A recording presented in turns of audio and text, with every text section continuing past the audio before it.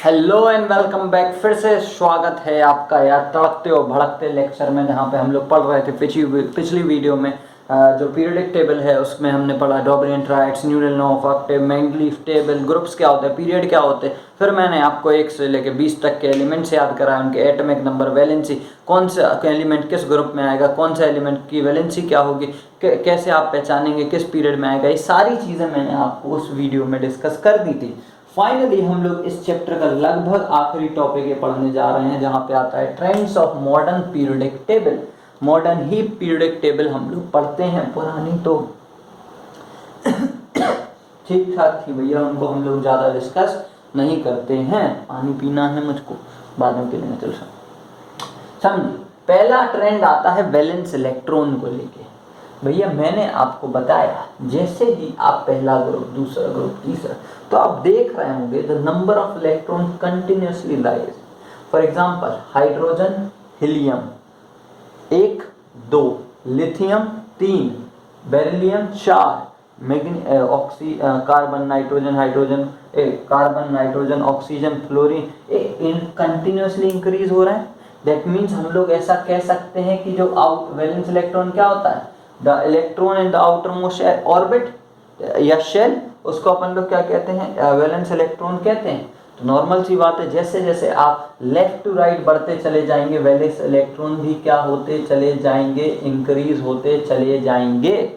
इतनी बात भली बात ही आपको समझ में आ गई हो, सही बात है। लेकिन जब हम लोग बात करते हैं वैलेंसी की, तो आपको पता है जैसे हम लोग एक पहले, दूसरे, तीसरे, चौथे का मतलब सेंस होता है, मतलब पहला, दूसरा, 3 से 13 और 14। यहाँ पे एक, पहला, दूसरा, 3 से लेके 13 और 14, इसमें क्या होता है, आप जैसे जैसे आगे बढ़ेंगे वैलेंसी विल इंक्रीज।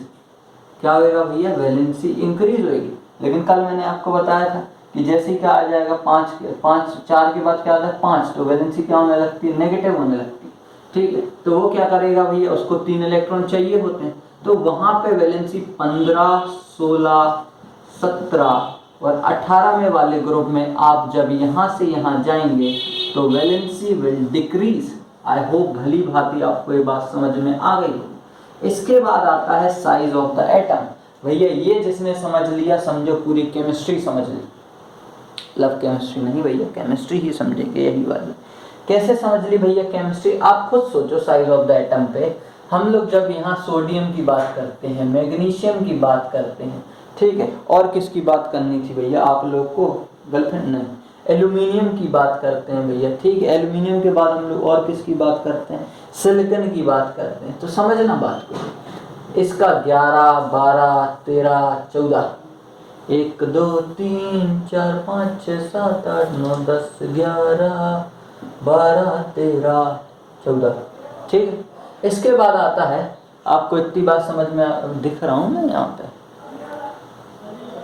ठीक है, 1, 2, 3, 11, 12, 13, 14, ठीक है। इसमें भैया आप लोग जैसे आगे बढ़ेंगे, ये जैसे इसका क्या बनाते हो, ये 2, 8, 1, इसका क्या बनाते हो 2, 8, 2, इसका 2, 8, 3, 284, ऐसे गिनती बना सकते हैं, बिल्कुल बना सकते हैं। लेकिन आप देखेंगे इनमें आउटर मोस्ट शेल में क्या भरा होता है, इलेक्ट्रॉन।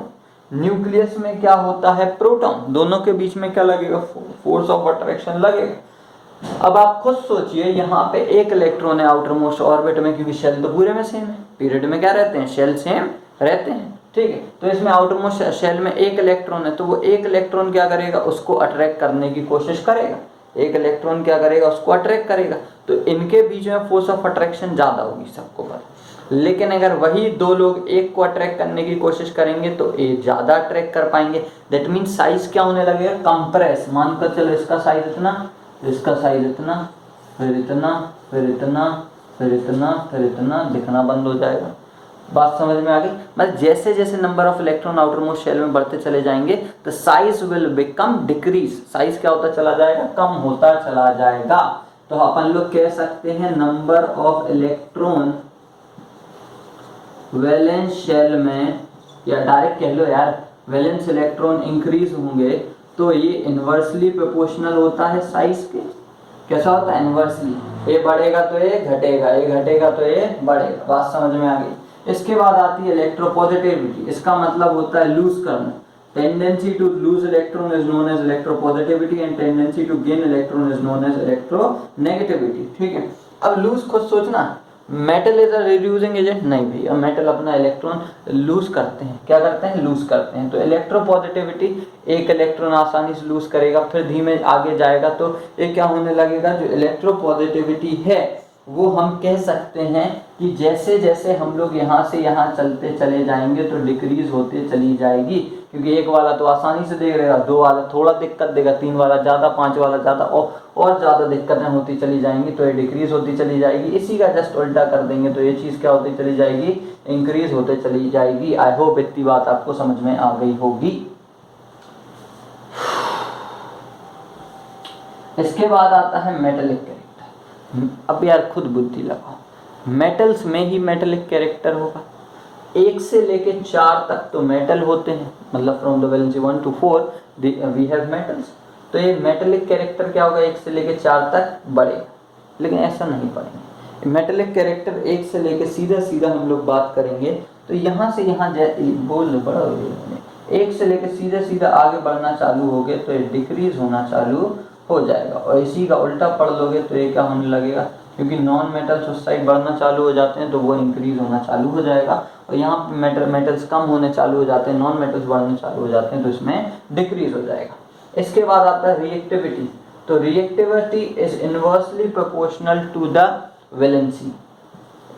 ठीक है भैया, जिसकी valency inversely proportional to valency, हाँ ठीक है, इनवर्सली प्रोपोर्शनल टू वैलेंसी।